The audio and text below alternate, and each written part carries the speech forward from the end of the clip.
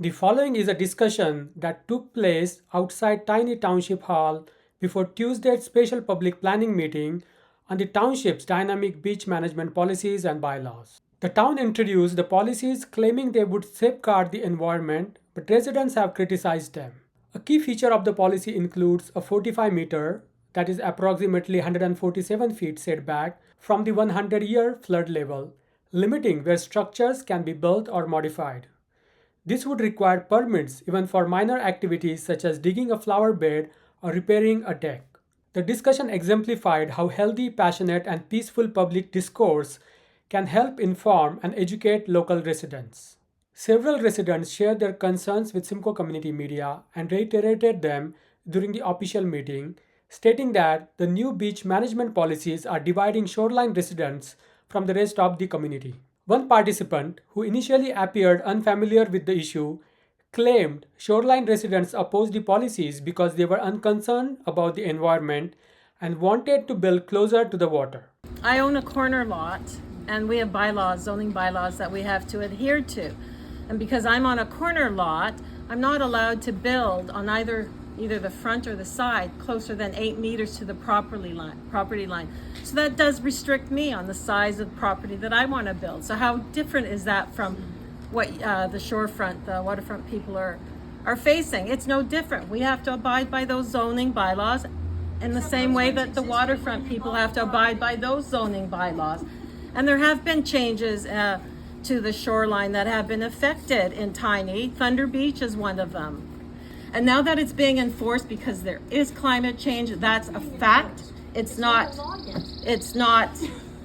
hoopla, it's a fact. Sea levels are rising, we're getting warmer, and that's it. That's all I have to say because science will speak for itself. However, shoreline residents clarified that they actually want to build farther from the water and find the proposed regulations overly restrictive, preventing even basic maintenance work without permits. I've been in this township since I was a child. My grandparents bought here in the 40s. We've rebuilt a property right on the water. We followed all the regulations just like the bylaws that I was subjected to in order to replace my building were the same ones that you do. The same requirements, setbacks, where you put it on the property, all of that jazz. However, this bylaw isn't just about where you put your building on your property. This is about whether you can or you can't locate a building on your property. 45 meters from the 178 mark is well towards 2/3 of the depth of my property. Well, and as I said, 2/3 of the depth of my property. So just hang on, let me finish.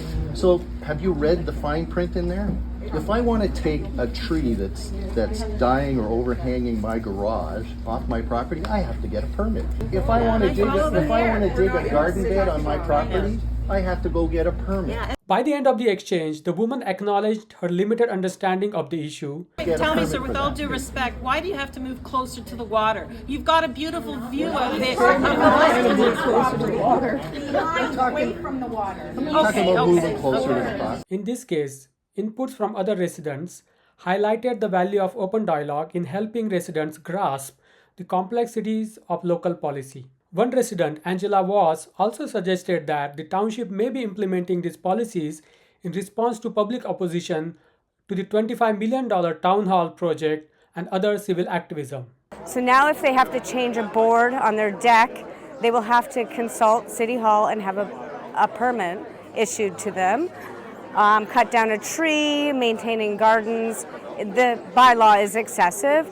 And I think, honestly, as a backstory to this is the township's way of targeting the people that have been fighting back on this $25 million administration building that could cost up to $75 million.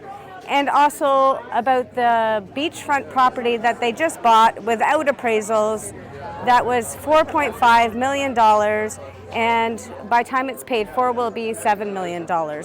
So the continuous pushback from this community is to prevent generational debt, and this council has issued these bylaws, I believe, as a response to infringing on the rights of the people because of their anger towards our resistance to their programs.